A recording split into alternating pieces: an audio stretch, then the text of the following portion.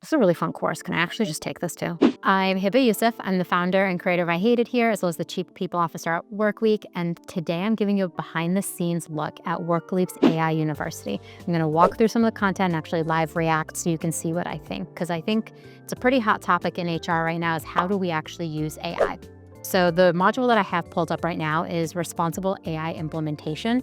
I think this is something we talk about a lot in HR, the AI bias and making sure that we're not actually introducing more bias into the system.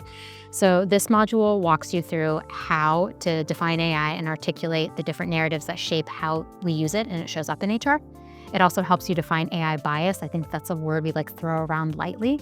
And it also helps us recognize some of the real world impact of bias AI on hiring, promotions, performance, and long-term career trajectories, 4 areas we should be watching very closely when it comes to AI and HR. I'm going through this live, so I'm clicking through this course. And the first thing in big bold letters says responsible AI isn't a single policy or a one-time decision. How often do we do that in HR? Quite a bit. We just say the policy will fix it for us. That's not what responsible AI is all about. It's about setting the habits so that at every stage we know how we are using AI effectively. The content is super easy to read. It's bulleted, which is a big selling point for me because I have such a short attention span. And it kind of walks you through the module in a very lightweight way that doesn't feel overwhelming. I think with AI, we expect that we all have to be these technical gurus that know everything.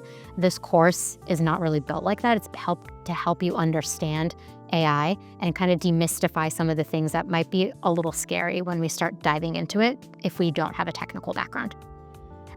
There's some fun graphics and things to click through, and it's going to also talk about how AI can fail HR. The course is not just going to tell you AI can save you and it will fix everything. It looks like it's actually walking you through how it can fail us, because that's a big thing we need to know about as the technology evolves and we go further into using AI in the workplace. The first pitfall says no one owns the decision, and I love that pitfall because no AI tool should make a decision without our awareness. We know in HR so much context and nuance is needed. And if we are letting AI make the decisions, potentially we're missing out on the context and the nuance. So I love that that's pitfall number 1, because I think a lot of employees worry that we're just going to let AI decide promotions, who gets hired, all the things that AI shouldn't really decide. It should just help us decide.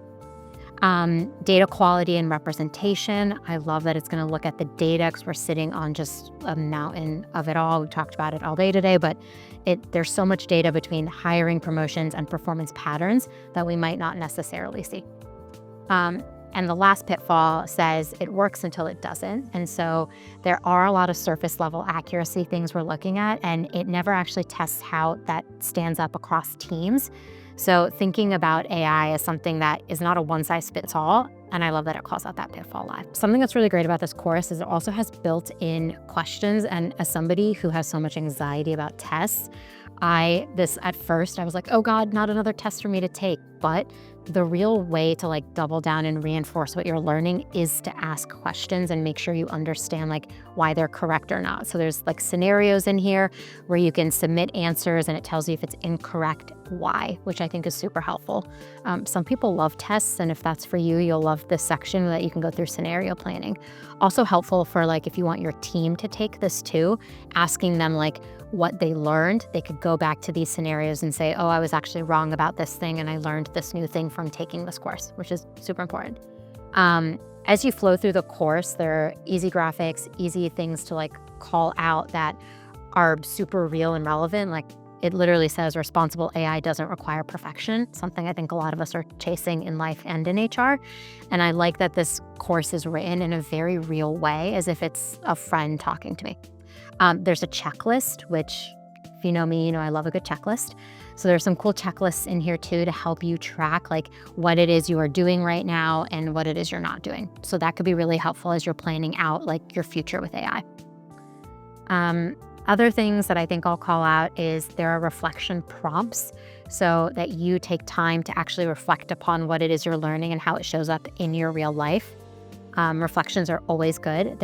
It looks like at the end of the content, there's an area for you to sit down and reflect, where am I in all of this? Because there is no one solution for all of us, and we're all at different parts of our journey in AI.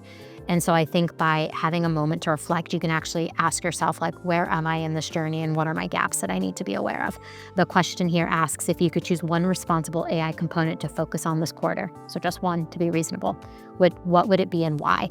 And why would it matter for your employees' experience? So it always ties it back to how are we actually going to help our organizations, which I think is super important. I think AI literacy could be one of the most important skills HR leaders and people leaders need to get this year.